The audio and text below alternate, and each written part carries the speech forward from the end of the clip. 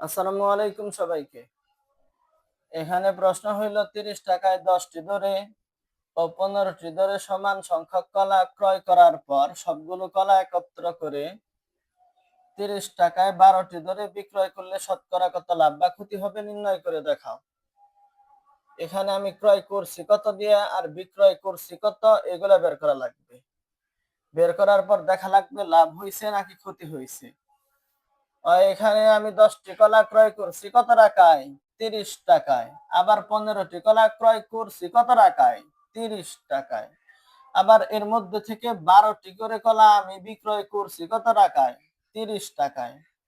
এখানে শতকরা লাভ হয়েছে নাকি ক্ষতি হয়েছে তুমি যদি বের করতে চাও, ক্রয় করছি কত টাকায় এটা বের করা লাগবে, বিক্রয় করছি কত টাকায় এইটা বের করা লাগবে।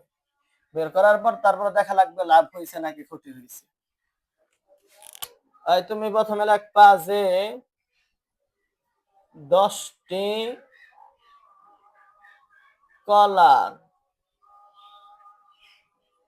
ক্রয় মূল্য 10টি কলার ক্রয় মূল্য সমান সমান কত টাকা?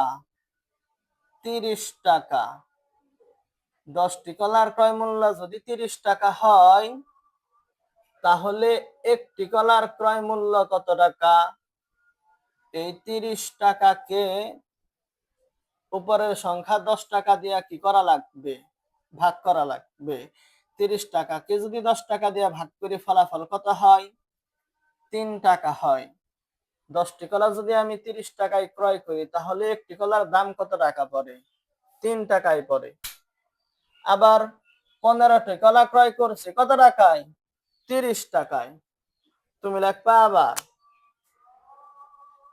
আবার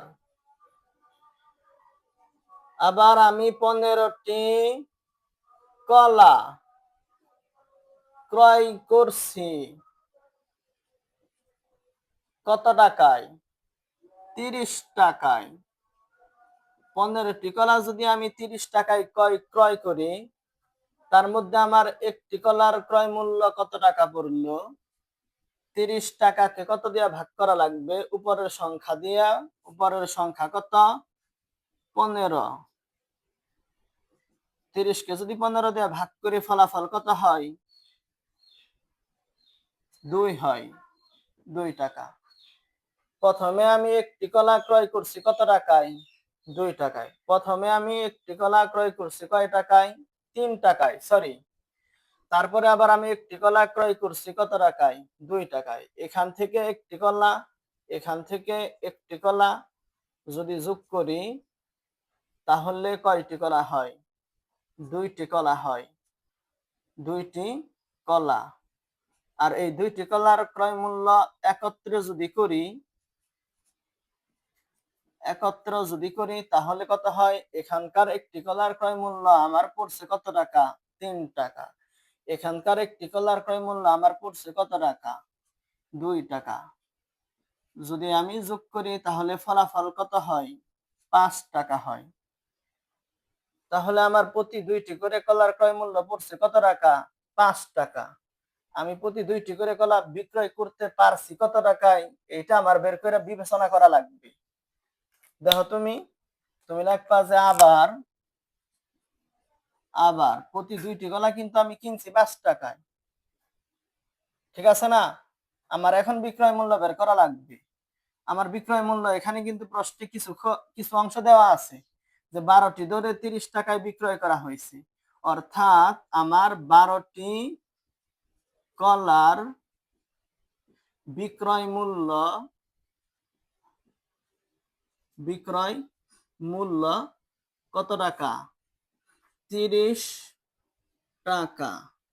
বুঝছো নাকি? 12টি কলা যদি আমি 30 টাকায় বিক্রয় করি তাহলে আমার একটি কলা কত টাকায় বিক্রয় করা হয়েছে? 30 টাকাকে আমার এই 12 দিয়ে ভাগ করা লাগবে। একটি কলার বিক্রয় মূল্য এভাবে বের করতে পারবা, তাহলে 2টি কলার বিক্রয় মূল্য কিভাবে বের করবা? ঠিক একইভাবে এখানে যা আছে এখানে তাই লেখা লাগবে। এখানে 1-এর থেকে 2, নিচের সংখ্যা বড় হওয়ার কারণে গুণন 2 লেখা লাগবে। যদি 30 কে 2 দিয়ে গুণন করি 60, 60 কে যদি 12 দিয়ে ভাগ করি তাহলে কত হয়? 5, 5 12 60 টাকা।